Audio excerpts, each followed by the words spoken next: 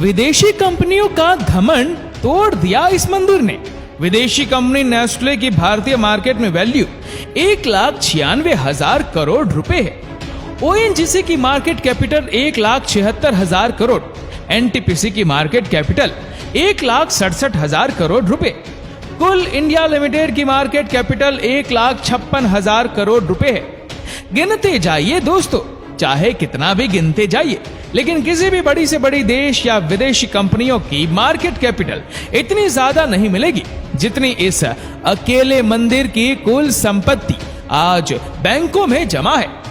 इन कंपनियों के अलावा भारत की बेस्ट ब्लू चिप कंपनी यानी कि ऐसी कंपनियां जो लंबे समय से फाइनेंशियली स्टेबल है, जिनके प्रोडक्ट और सर्विसेज वाइटली एक्सेप्ट किए जाते हैं, जो अभी लंबे समय तक फाइनेंशियल स्टेबल ही रहने वाली है, उनकी भारतीय आवक में मार्केट कैपिटल भी इस अकेले मंदिर की कुल संपत्ति से बहुत पीछे है। लोग इस मंदिर पर इतनी श्रद्धा रखते हैं, इतनी आस्था रखते हैं, लोगों को इस मंदिर पर इतनी आस्था है कि यहाँ लाखों का चढ़ावा चढ़ाते हैं। लोगों द्वारा चढ़ाए गए बाल ही यहाँ लाखों की कीमत में बिक जाते हैं। मंदिर के सालाना खर्च को निकाल कर भी यहाँ बहुत संपत्ति बच जाती है। अमीर पैसे वाले लोग तो यहाँ जमीन और जायदाद तक दान में दे देते हैं। दुनिया भर की विदेशी कंपनियों को घमंड चकनाचूर कर देती है इस मंदिर की कमाई। और भगवान के दिन रात सेवा में लगे पुजारियों की ईमानदारी तो देखिए दोस्तों। उन्होंने 5 नवंबर को इस मंदिर की पूरी संपत्ति का सारा चिट्ठा खोलकर सबके सामने रख दिया। क्या आप जानना नहीं चाहेंगे कौन सा है यह मंदिर जिसे भक्तों ने इतना अमीर बना दिया? और इस मंदिर की कुल संपत्ति कितनी है? ऐसा क्या खास है इस मंदिर में कि लोग खींचे चले आते हैं, भगवान की लीला को नकार ही नहीं पाते?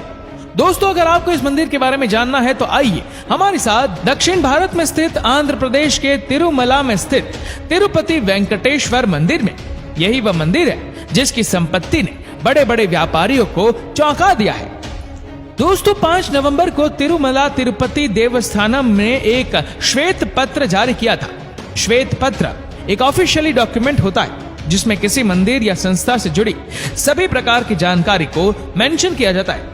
और टीटीडी इंडिपेंडेंट ट्रस्ट है जो तिरुपति वेंकटेश्वर मंदिर का प्रबंधन करता है, उसका संचालन करता है, उसकी फाइनेंस की देखरेख करता है। ऐसे एक श्वेत पत्र में टीटीडी ने मंदिर की कुल संपत्ति के बारे में बताया। टीटीडी के अनुसार मंदिर का लगभग 10.3 टन सोना यानी लगभग 53,000 करोड़ रुपए की कीमत का सोना और 15,938 करोड़ रुपए नकद रुपए नेशनल बैंक में जमा है। और पूरे देश में मंदिर के नाम 960 संपत्ति भी है। संपत्ति और सोने को मिलाकर मंदिर की कुल संपत्ति 2.5 लाख करोड़ रुपए है। ये सुनने के बाद पूरी दुनिया में हलचल मच गई है। पूरे देश में संपत्ति की चर्चा हो रही है। तो इसके अलावा मंदिर की मूर्तियों में और मंदिर परिसर में जो सोना चढ़ा है उसकी कीमत भी अलग है। साथ ही मंदिर की समृद्धि रोकने का तो कोई सवाल ही पैदा नहीं होता। आए दिन लोग यहाँ सोने चांदी और कीमती पत्थरों का चढ़ावा चढ़ा देते हैं। संपत्तियां मंदिर को दान में दे देते हैं। मंदिर में कई कीमती पत्थर भी जड़े हुए हैं। आंध्र प्रदेश के चित्तूर जिले में स्थापित इस मंदिर में हर साल लाखों श्रद्धालु आते हैं। लेकिन ऐसा भी क्या है इस मंदिर में कि यहाँ आने के बाद भक्त अपनी भक्ति को रोक ही नहीं पाते। इस मंदिर को तिरुपति बालाजी के नाम से भी जाना जाता है। बताया जाता है कि यहाँ भगवान विष्णु ने अपने वेंकटेश्वर स्वामी के अवतार में तिरुमला के पास पुष्करणी नामक तालाब के किनारे निवास किया था। मान्यता है कि भगवान विष्णु और महालक्ष्मी आज भी तिरुमला की पहाड़ियों में अपने सजीव रूप में विराजमान है। कहते हैं कि जब भी इस मंदिर में स्थापित भगवान की मूर्ति को देखी जाती है तो ये मूर्ति आश्चर्यजनक रूप से मुस्कुराने लगती है। दोस्तों, ऐसी मूर्ति दुनिया में दूसरी कोई भी नहीं है। इसी भगवान विष्णु की मूर्ति में माँ लक्ष्मी की मूर्ति भी समाहित है। ये मूर्ति कहाँ से आई, किसने ये अनोखी मूर्ति बनाई, ये बात किसी को मालूम नहीं है। कहते हैं कि ये मूर्ति किसी को समुद्र से प्राप्त हुई होगी, क्योंकि इस मूर्ति में समुद्र की लहरों की आवाज सुनाई देती है। मूर्ति पर कान लगाकर सुनने पर यह आवाज आती है। आपको बता दें कि यह मंदिर किसने बनवाया इसके बारे में भी कोई जानकारी नहीं मिली। लेकिन ऐसा माना जाता है कि विजयनगर के राजा ने इस मंदिर का वैभव बढ़ाने के लिए जब जब इस मंदिर में दान किया तब तब उनके राज्यों में बढ़ोतरी हुई है। तब से यह मंदिर इसी बात के लिए प्रसिद्ध हो गया कि स्वामी वेंकटेश्वर धन के देवता है। जो भी यहाँ चढ़ावा चढ़ाता है उसके धन में कई गुना वृद्धि हो जाती है। दोस्तों, जैसा कि हमने बताया कि इस मूर्ति में महालक्ष्मी भी समाहित है, तो उस मूर्ति का श्रृंगार भी इस बात को ध्यान में रखकर ही किया जाता है।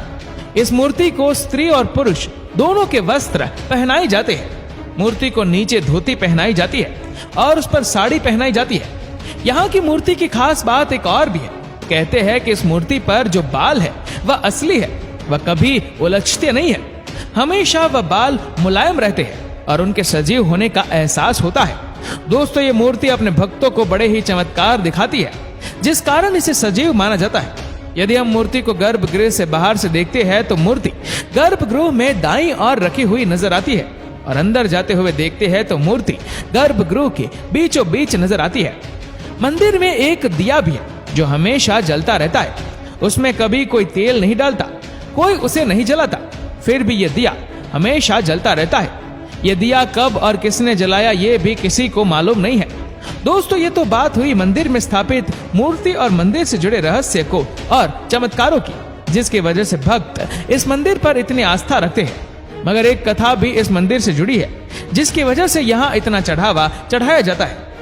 कहते हैं कि एक बार महालक्ष्मी भगवान विष्णु से रुष्ट होकर उनके स्थान को छोड़कर चली गई थी। महालक्ष्मी के इस तरह त्याग देने के बाद भगवान विष्णु ने उन्हें बहुत ढूंढा, लेकिन वह नहीं मिली। तब भगवान विष्णु ने श्रीनिवास नाम से पृथ्वी पर जन्म लिया।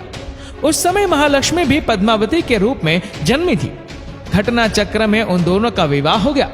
उसमें सभी देवी देवताओं भी शामिल थे, लेकिन विवाह के उपलक्ष्य में लक्ष्मी जी को भेंट करने के लिए विष्णु जी ने कुबेर से धन उधार लिया था और कहा था कि कलयुग खत्म होते होते वो ये धन ब्याज समेत कुबेर को लौटा देंगे। इसलिए इस मंदिर के बारे में यही मान्यता है कि जो भी भक्त यहाँ कुछ भी दान करता है, चढ़ावा चढ़ाता है, वह असल में केवल अपनी शक्ति का प्रदर्शन नहीं करता, लेकिन भगवान विष्णु के ऊपर कुबेर के ऋण को चुकाने में भी मदद करता है। इसीलिए भगवान भी अपने भक्तों को खाली हाथ नहीं जाने देते, उसकी सभी मनोकामना पूरी करते हैं और उनकी संपत्ति में वृद्धि करते हैं। इसलिए भक्त यहाँ दिल खोल कर दान करते हैं। बड़े बड़े नेता अभिनेता भी हर साल यहाँ दर्शन करने आते हैं। दोस्तों, क्या आप कभी तिरुपति बालाजी गए हैं भगवान विष्णु के दर्शन करने के लिए? क्या आपने कभी भगवान को कुछ अर्पित किया है? वैसे आप क्या कहेंगे तिरुपति बालाजी की संपत्ति के बारे में? हमें कमेंट करके जरूर बताएगा। अगर आपको वीडियो अच्छा लगा हो तो इस वीडियो को लाइक करेगा, शेयर करेगा ज्यादा से ज्यादा लोगों तक, और ऐसे ही और भी रोचक जानकारियों के लिए सब्सक्राइब करें हमारे यूट्यूब चैनल को और फेसबुक पर फॉलो करें हमारे पेज को। धन्यवाद।